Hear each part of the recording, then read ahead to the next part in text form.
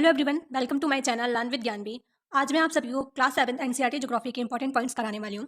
इससे पहले मैंने क्लास 6 के एनसीईआरटी ज्योग्राफी कंप्लीट कर दी है। जिस किसी ने वो वीडियो नहीं देखी है, आप लोग जाके वो वीडियो देख लीजिएगा।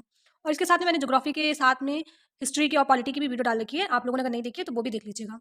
और ये जो वीडियो है ना, आप लोगों को सीटेट के एग्जाम में बहुत ही ज़्यादा हेल्पफुल रहेगी, क्योंकि सीटेट के जो पेपर 2 होता है ना, उसमें डायरेक्ट क्वेश्चन एनसीईआरटी से ही पूछे जाते हैं। तो चलिए स्टार्ट करते हैं। जैसे कि यहाँ पे सबसे पहला पॉइंट लिखा हुआ है पर्यावरण यानी इन्वायरमेंट। शब्द की उत्पत्ति फ्रेंच शब्द एनवायरनेर या फिर एनवायरनेर से हुई है, जिसका अर्थ है पड़ोस। यानी कि पर्यावरण जो होता है ना, वो किससे बना हुआ है? फ्रेंच के शब्द से बना हुआ है, जिसका अर्थ क्या होता है? पड़ोस। ठीक है। ये फर्स्ट चैप्टर में मैंने केवल ये इन्वायरमेंट से ही रिलेटेड फर्स्ट चैप्टर था क्लास 7 में, तो मैंने केवल इतना ही पॉइंट इंपॉर्टेंट लगा तो मैंने ये ले लिया। ठीक है। फिर इसके बाद में नेक्स्ट चैप्टर स्टार्ट होता है, जिसका सबसे पहला पॉइंट लिया है मैंने परपटी। यह महाद्वीप संनिध में 35 किलोमीटर एवं समुद्री सतह में केवल 5 किलोमीटर होती है। इस चैप्टर में हम लोग की पृथ्वी की आंतरिक संरचना के बारे में बताया है। जैसे कि मान लीजिए हम लोगों ने ऐसे ले लीजिए, यहाँ पे ऐसे मान लीजिए ये पृथ्वी है हम लोग की कोल। तो हम लोगों ने क्या किया, उसका एक पीस काट लिया। ठीक है। तो ये पीस यहाँ पे ऐसे ये मैंने यहाँ पे बना दिया। ठीक है।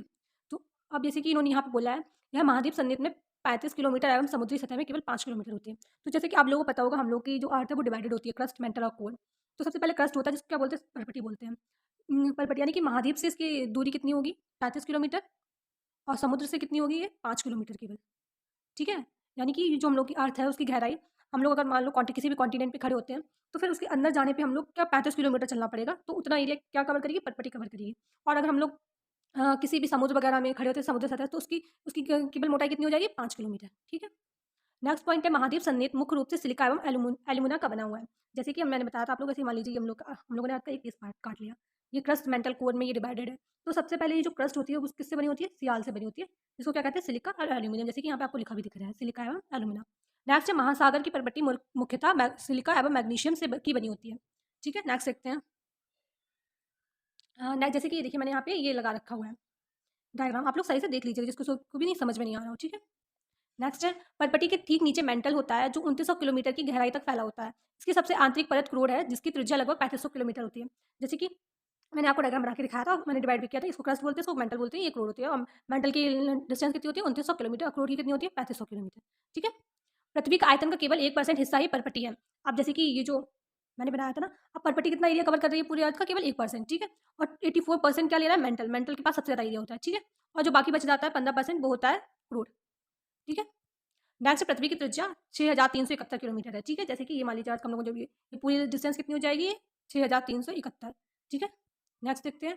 मुख्य रूप से सेल 3 प्रकार की होती है। नंबर 1 आग्नेय, नंबर 2 अपसारी, नंबर 3 कायांतरित। आग्नेय को इग्नियस भी बोलते हैं, अपसारी को सेडिमेंट्री और कायांतरित को मेटामॉर्फिक।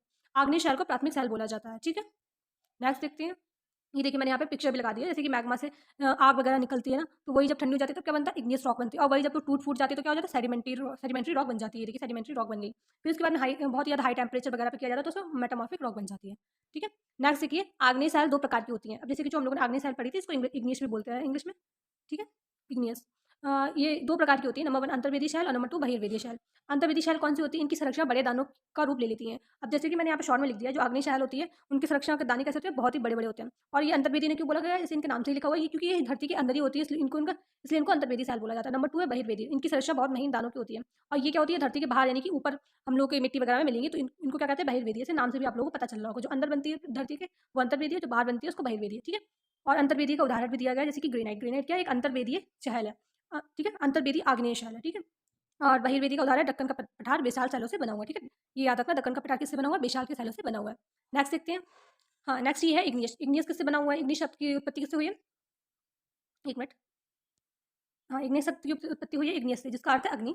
सेडिमेंट्री शब्द की उत्पत्ति लैटिन शब्द से हुई है, जिसका अर्थ है स्तर। ठीक है। और मेटामॉर्फिक शब्द की उत्पत्ति ग्रीक भाषा से हुई है, जिसका अर्थ है परिवर्तन। ये जरूर याद रखिएगा। इग्नियस तो लैटिन से बना हुआ है। ठीक है। सेडिमेंट्री भी लैटिन से बना हुआ है, लेकिन मेटामॉर्फिक किससे बना हुआ है? ग्रीक से बना हुआ है। ठीक है। ठीक है। तो इस तरीके से हम लोग का आज का लेक्चर यहीं पे खत्म हुआ। अगर आप लोग ये वीडियो अच्छा लगता है तो प्लीज़ लाइक कीजिएगा और मेरे चैनल को सब्सक्राइब भी कीजिएगा। Thank you.